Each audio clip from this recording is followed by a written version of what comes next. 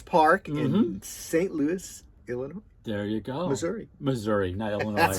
Most well known for the Louisiana Purchase Exposition in 1904. Someone lost their patience and literally ended up going over the curb.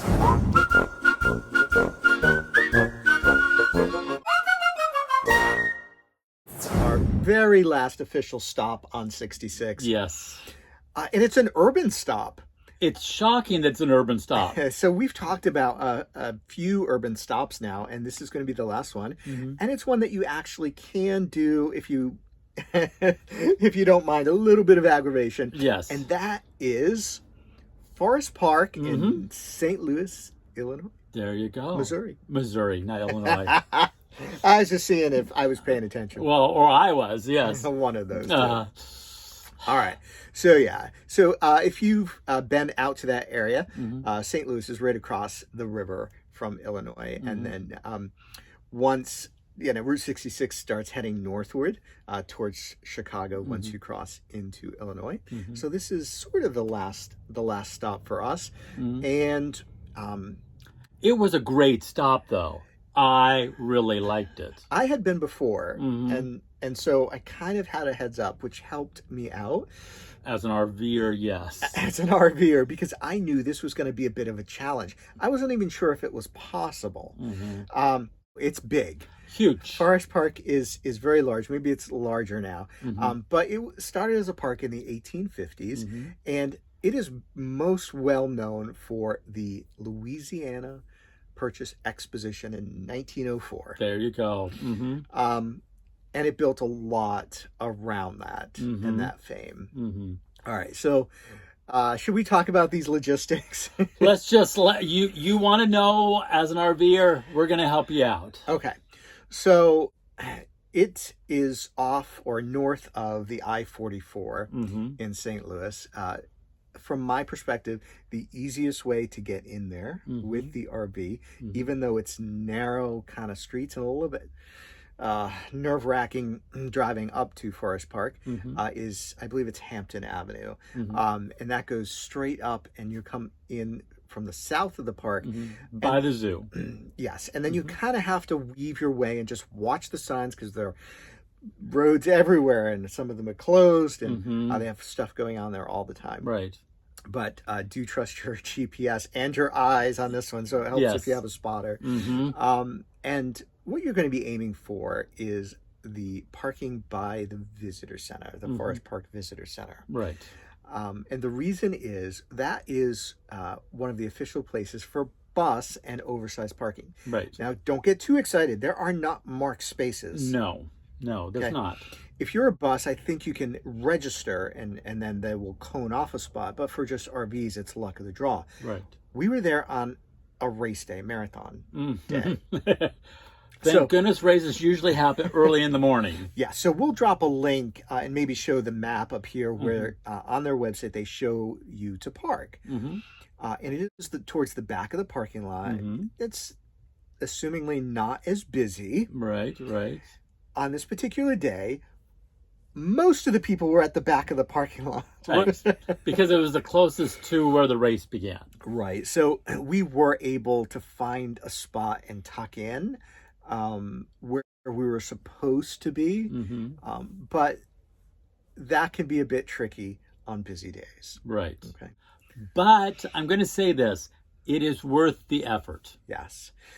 As an alternative, you might also be able to park up by the Muni, which is an entertainment venue. And if nothing is going on, they also have a large parking area there.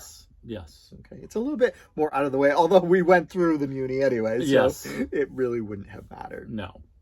All right. So let's take a quick break, and then we're going to talk about things to see and do, and a couple of cautions and tips. So do stick around, because you're going to miss a couple of important piece of information if you don't. Yes. All right. So go ahead, smash that like button.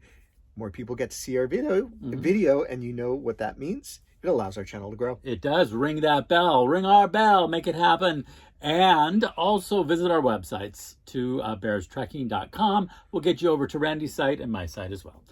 All right. So some of the things to see here. obviously pop into the visitor center. It's not very eventful, but you can get a map because you need a map. you need a map. And even when you have a map, you can still might get lost. Yes. But then make your way over to the, I believe it's the Missouri History Museum, Yes. officially. Yes. It's free for the most part. Yes. It is free, architecturally great building. And you can go by the tennis courts and other things on your way over there and through gardens, etc. Yes. Meander. There's lots of gardens. Yes. Enjoy the architecture. And the best thing to see there, yes, and allow yourself enough time, is the exposition exhibit. Yes. I mean, and you will get a good feeling of the location and what it was like during the exposition. I enjoyed it. It was really great. And also they tell you a little bit about the Olympics. Yes. Kind of it was like, I don't know, the third Olympiad or something that happened during the exact same time. And let's just say the exposition won out. We'll just go with that one. Yeah, that Olympics was a bit of a flop. Yes, it was. So yeah, you can see that, and then there are usually rotating exhibits in that museum as well. I think when we were there, it was a jazz exhibit, which was interesting. It was very interesting, and there was also a jazz group. I loved it.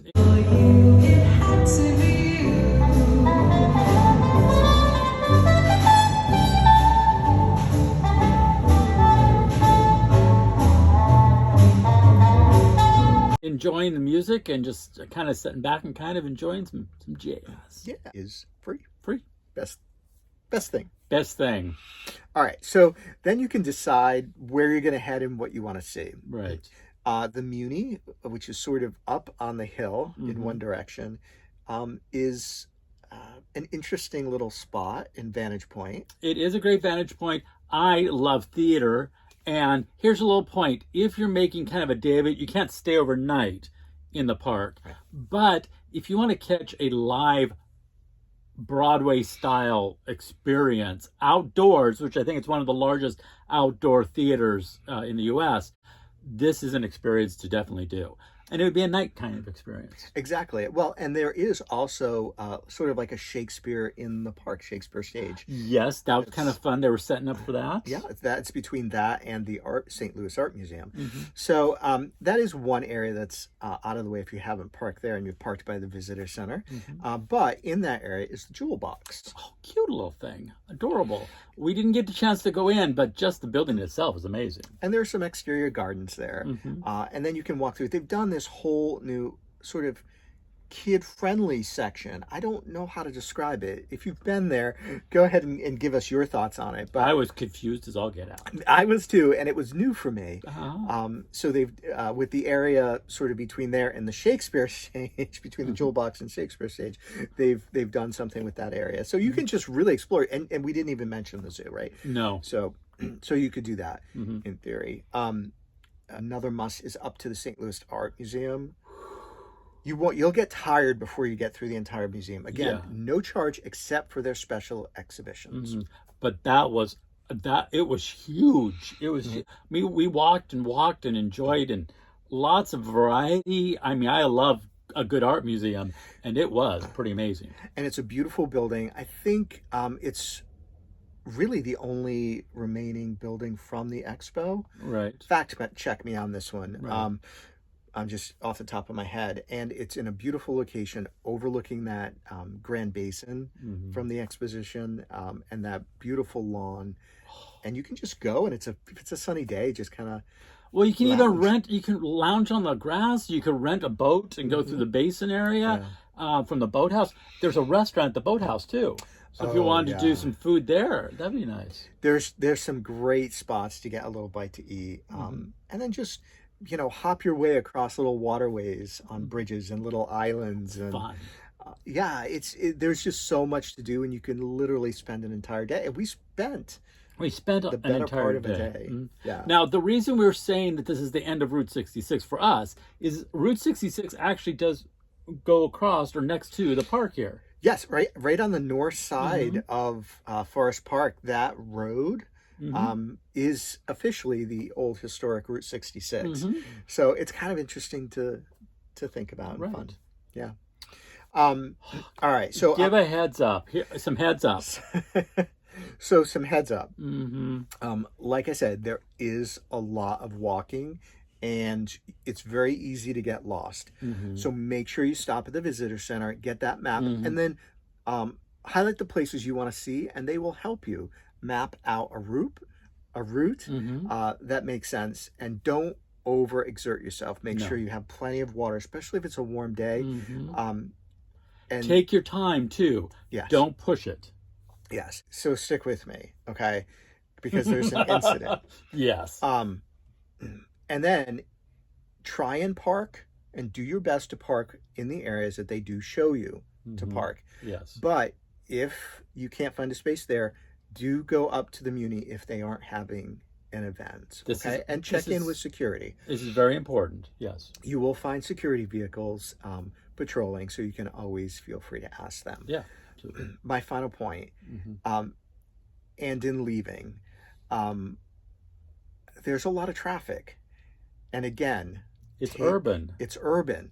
So we were going back out the way we came, and as much as you think there is no space to get around me on the right-hand side, and I'm taking a right and my directional is on, Mm-hmm. and it takes more time to turn out when you're in an RV, Yes. right? And you don't want to cut people off, so No. you're trying to be nice. Despite that, someone lost their patience and literally ended up going over the curb Up, over. as I'm trying to also turn. They went on the right-hand side, didn't they? They went on the right-hand side and had to go over the curb. And as I'm trying to turn, and so always keep your wits about you when you're in urban areas, because it's not the same thing as driving the interstates or No. driving some of the more road sections out west that we're used to. Mm-hmm. But it can be done. Okay, just And plan it in is an advance. enjoyable experience. It really is. All right. Hopefully you enjoyed this video, and as always, Keep on trekking.